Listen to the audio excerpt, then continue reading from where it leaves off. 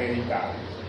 Si no encaja acá, no encaja acá, no encaja acá, entonces lo catalogamos como idiopatía, ¿sí? Si un recién nacido viene con bloqueo atrioventricular completo, buscamos antecedentes inmunológicos maternos, no tiene, le hacemos un ecocardiograma, el corazón es estructuralmente sano, no tiene nada de esto, le hacemos pruebas genéticas, no tiene nada de esto, entonces lo catalogamos como idiopatía, ¿sí? Entonces, recuerden siempre de bloqueos atrioventriculares de manera congénito, asociarlo a madres con enfermedades autoinmunes, a las cardiopatías complejas y si no, a las canalopatías, alteraciones de manera genética en los canales del sodio, del potasio, del calcio. Y si no encaja en alguno de ellos, entonces es idiopatía, ¿vale? Si tenemos bloqueos atrioventriculares congénitos, tenemos bloqueos atrioventriculares de causa adquirida, ¿sí? Acá lo más frecuentes son los posoperatorios, ¿sí? Posoperatorios de cardiopatías congénitas en los niños, posoperatorios de recambios valvulares en los adultos. Hay una enfermedad, por ejemplo, que se llama la fiebre reumática, ¿no? Lo vamos a ver más adelante. La fiebre reumática, las primeras válvulas que daña es la mitral y la aorta. Y estos pacientes requieren recambio valvular de la mitral y de la aorta.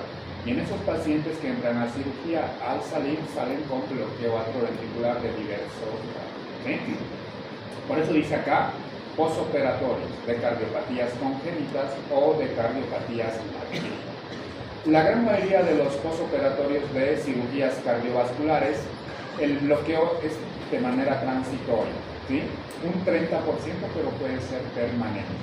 La gran mayoría sale con bloqueo y normalmente revierte entre el día 7, 10 a 14 después de la cirugía. Es decir, un paciente que se hizo recambio de la válvula aórtica sale con bloqueo completo, un 70% revierte al día 7, día 10 o día 14. Un 30% el bloqueo va a ser permanente, ¿sí?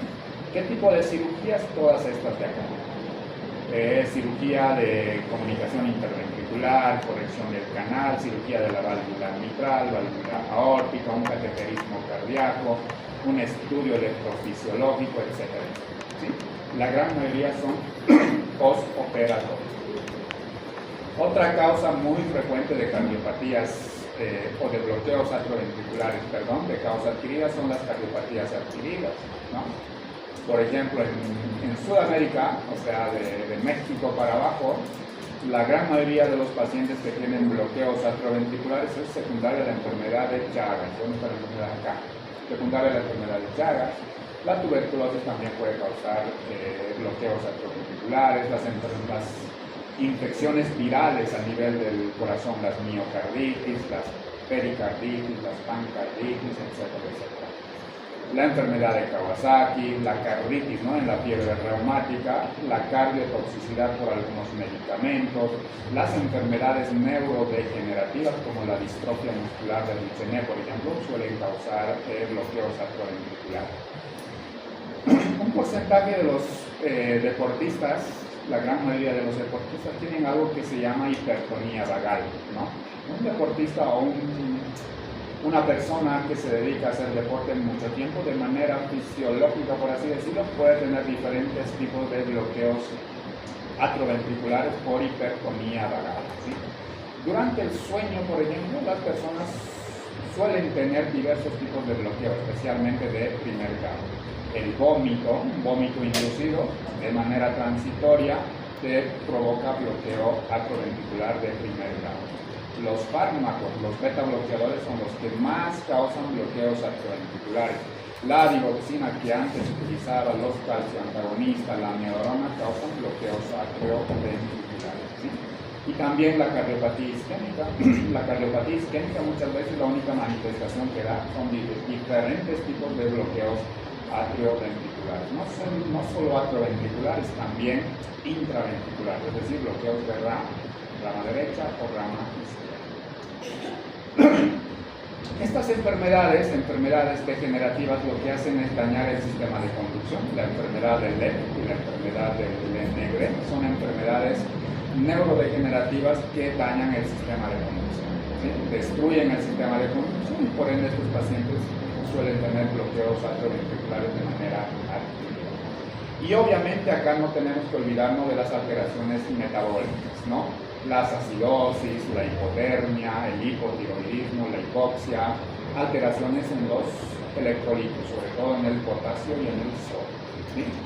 Esto nosotros lo pensamos en un paciente internado en la terapia intensiva cardiovascular, ¿no? Esos pacientes pueden tener alteraciones del ácido base, de los electrolitos, etcétera, etcétera. Tal vez un paciente renal también, un paciente con cetoacidosis diabética también podría tener este tipo de alteraciones. Como ven, dentro de las causas de bloqueos atrioventriculares adquiridos, tenemos los posoperatorios, que son los más frecuentes, de cardiopatías congénitas o adquiridas, y de otras cardiopatías adquiridas, sobre todo las infecciosas, ¿no? La enfermedad de Chagas es el más importante.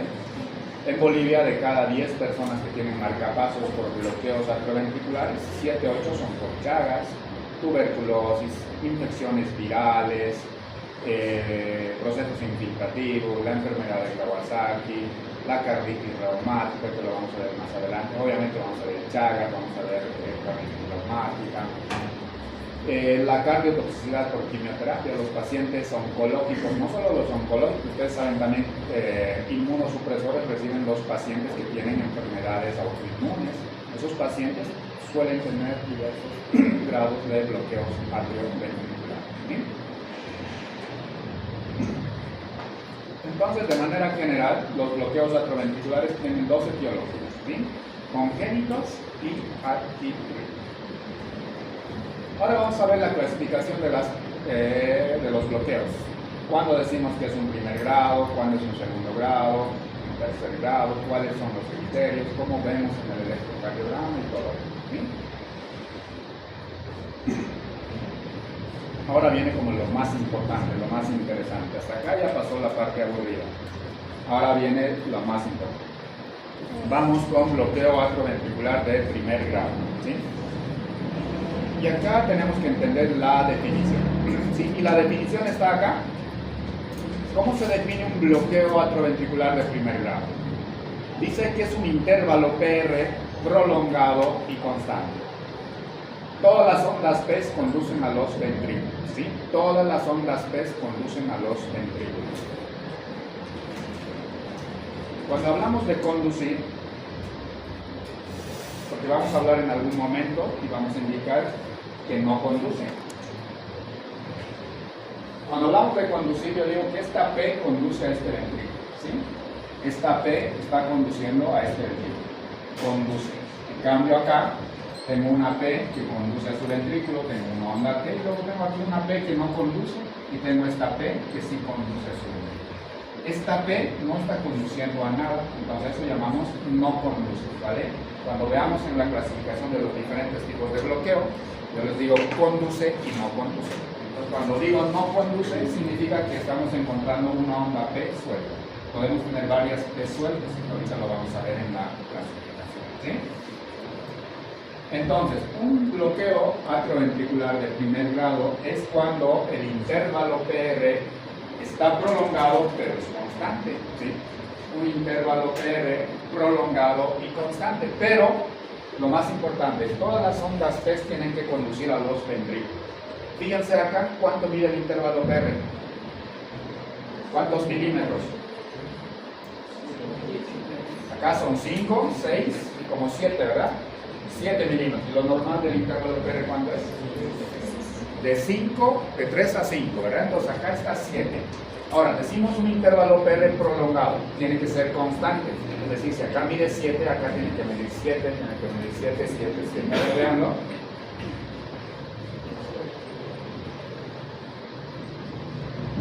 ¿Qué dice? ¿Sí o no? Ahora, el intervalo PR está prolongado y está constante. Y además que todas las P conducen. Esta P conduce a este ventrículo, esta es onda T por acá. Esta P conduce a este ventrículo, esta es T. Esta conduce y esta conduce. Todas las ondas P conducen a los ventrículos, ¿sí? Eso es un bloqueo atrioventricular de primer grado. Acá abajo lo mismo, fíjense, acá incluso es más prolongado. Esta es onda T, esta es mi onda P, el complejo QRS. Onda T, onda P, complejo QRS. ¿Cuánto mide el intervalo PR acá? ¿Cuánto? Así, como 12, ¿verdad? 12 o 13. Pero fíjense, en todos mide igual. Es un intervalo PR muy prolongado, pero es constante. ¿Sí? Es constante y todas conducen. Esta P conduce, esta P conduce, esta P conduce, todas conducen. Cumple la definición de un bloqueo atrioventricular de primer grado. Un intervalo prolongado, un intervalo PR prolongado, constante, y todas las ondas P tienen que conducir a los ventrículos. ¿Sí? Eso es de manera general. Ahora fíjense cómo el intervalo PR varía de acuerdo a la edad. Por ejemplo, en un recién nacido lo normal es entre 70 y 150. Es decir, 4 milímetros para un recién nacido ya sería bloqueo de primer grado. ¿Vale? Esto simplemente para conocimiento. ¿Sí? En los adultos nosotros manejamos entre 3 a 5, ¿verdad? Eso es nuestro valor normal del intervalo PR. Ya cuando es más de 5 decimos bloqueo atrioventricular. ¿Y cuando es menos de 3? ¿Cuál bloqueo? Cuando es menos de 3, ¿qué es? Cuando el intervalo PR es menos de 3. Ya están estudiando, les estaba viendo. ¿Qué llamamos cuando el intervalo PR es menor a 3? Acá. Preexcitación. Vimos que el intervalo, cuando el intervalo PR es corto, es preexcitación que tiene vía accesoria, ¿cierto? Entonces acá estamos hablando de un intervalo PR prolongado, mayor a 5. Acá ¿cuánto nos midió? 7. Acá casi el doble, de 3 y 2. Pero es constante y todas las ondas P conducen a los ventrículos. ¿Sí? ¿Está claro? Entonces, ¿cómo es un intervalo, un bloqueo atrioventricular de primer grado? Pero lea ya está. Intervalo PR prolongado. Pero fuerte. Y onda P que conduce. ¿Pero qué? Intervalo PR. Prolongado. Oye, está prohibido salir, ¿eh? O sea, no pueden estar 1 hora sentado acá. ¿Pero qué? O sea, 1 hora no pueden andar. Vamos a tratar de pedo. No, está bien salir, es 1 hora, o sea, no sé, o sea, aquí. ¿A dónde fuiste tú? ¿Dónde? Comer, pero tenías todo el día para comer. Prohibido salir desde la próxima, ¿sí? Porque interrumpen, perjudican. Última vez. Muy bien. ¿Ves? Ya nos hemos desconcentrado. Bloqueo atrioventricular de primer grado, un intervalo PR prolongado, constante, pero todas las P tienen que conducir a los ventrículos. Es decir, que no tengo que encontrar una onda P suelta por ahí. Si encuentro una onda P suelta, entonces no es bloqueo de primer grado. ¿Sí? ¿Se entiende? Ahora, fíjense acá, ¿no? Primero acá te dice bloqueo de primer grado, la gran mayoría es asintomático. La gran mayoría de los pacientes con bloqueo atrioventricular de primer grado vienen asintomáticos, es decir, que el hallazgo es casual. ¿Sí? Acá, mayor a 200 milisegundos en adultos, esto ya dependiendo de la edad, ¿no? Y ahora fíjense cómo el intervalo PR varía de acuerdo a la frecuencia cardíaca. Por ejemplo, veamos, en los adultos acá, frecuencia cardíaca normal, 70, acá con frecuencia cardíaca elevada. Con frecuencia cardíaca de 70, el intervalo PR más o menos es 0,20, es como 5 milisegundos, ¿no? O 5 milímetros. Y acá, como fíjense, con mayor frecuencia cardíaca el intervalo PR disminuye, ¿no? Es algo que tenemos que considerar al momento de hacer diagnóstico de bloqueo atrioventricular de primer grado. Esta tabla pone de manifiesto que el intervalo PR disminuye cuando la frecuencia cardíaca incrementa, ¿sí? Fíjense cómo con una frecuencia cardíaca de 70, el intervalo PR normal es de 0,21 segundos, en cambio con frecuencia cardíaca de 130 el intervalo es 0,17 segundos. ¿Sí?